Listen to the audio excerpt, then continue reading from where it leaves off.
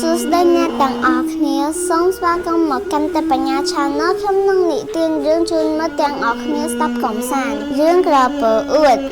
នាវេលាមួយមានក្រពើមួយក្បាលជាសត្វដែលមានមោទនភាពចំពោះ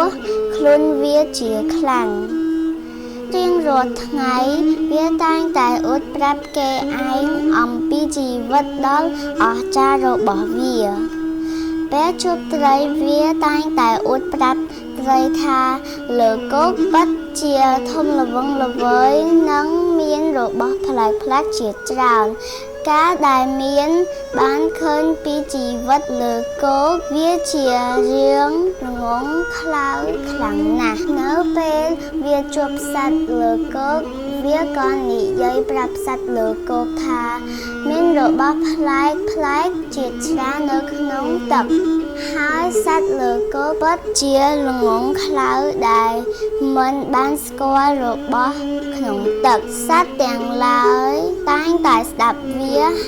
ហើយមិនដឹងតបដូចម្ដេចឡើយព្រោះមិនដែលស្គាល់ពីភពដែលខ្លួនមិនបានរស់នៅនាវេលាមួយដោយសារទឹករីងរាំង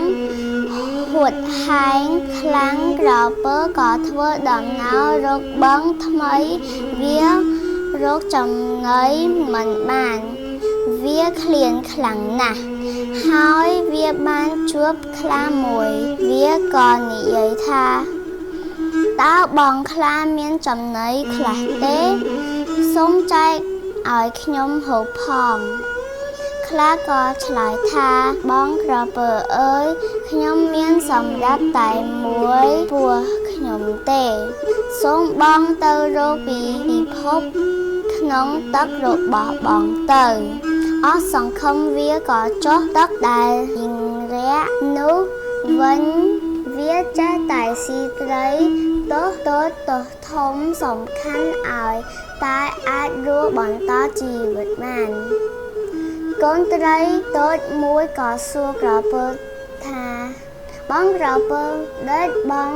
ឯងស៊ីកូនត្រីតូចដូច្នេះក្លែងនៅលើគោករបស់បងសម្បូរចំណីណាស់មែនទេបងមិនដេចមិនទៅរកអាហារនៅលើគោកទៅ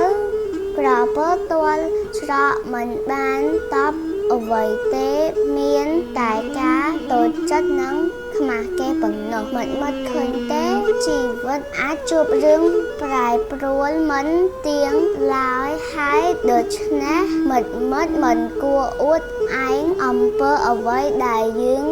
មាននោះទេព្រោះថាថ្ងៃណាមួយយើងក៏អាចទាល់ច្រកនឹងត្រូវពឹងអ្នកដទៃមិនខានគឺមានតែការដល់កម្លាំងចិត្តឲ្យគ្នាទៅវិញទៅមកទេ